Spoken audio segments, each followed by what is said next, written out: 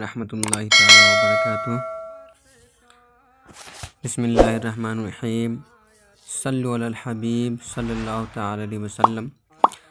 آج کا سوال ہے کہ مرنے کے بعد انسان کی روح کہاں رہتی ہے؟ کیا اس کو پھر سے نیا جنم ملتا ہے، یعنی دوسری پیدائش ہوتی ہے؟ اور کیا مرنے کے بعد ہمیں معلوم ہوتا ہے کہ ہم ابھی مرے ہوئے ہیں؟ محترم حضرات، اس کا جواب سنیں، ملاحظہ کریں۔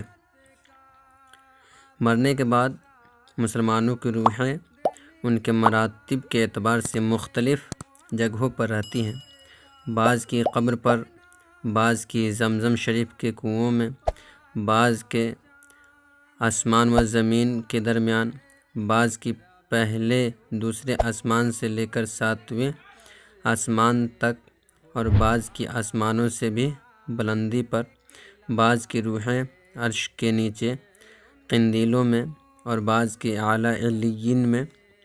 غرض کے روحیں جہاں بھی کہیں ہوں، اپنے جسم سے ان کا تعلق بدستور باقی رہتا ہے۔ جو بھی قبر کے پاس آتا ہے اسے دیکھتے، پہچانتے، اس کی بات سنتے ہیں، بلکہ روح کا دیکھنا قرب قبر ہی سے مخصوص نہیں۔ اس کی مثال حدیث شریف میں یوں فرمائی گئی ہے کہ ایک پرندہ پہلے پنجرے میں بند تھا اور اب آزاد کر دیا گیا ہے۔ اور ائمہ کرام فرماتے ہیں، بے شک پاک جانیں جب بدن کے علاقوں سے جدا ہوتی ہیں، عالم بالا سے مل جاتی ہیں، اور سب کچھ ایسا دیکھتی ہیں جیسے یہاں حاضر ہیں۔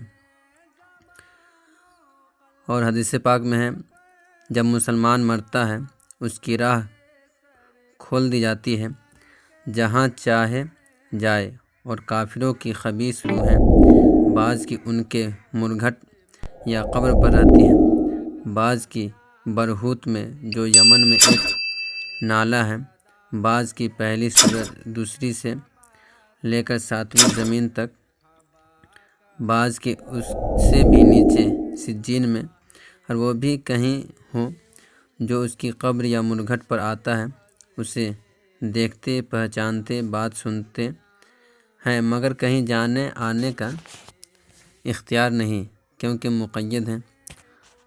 جو شخص یہ خیال کرتا ہے کہ روحیں کسی دوسرے انسان یا جانور کے جسم میں چلی جاتی ہیں، بالکل غلط، اور اس کا ماننا کفر ہے۔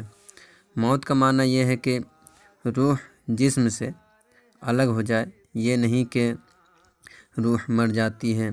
جو شخص روح کو فنا مانے وہ بد مذہب ہے۔ ایسا ہی بہار شریعت حصہ اول صفحہ 25 پر ہے۔ السلام علیکم ورحمۃ اللہ تعالیٰ وبرکاتہ۔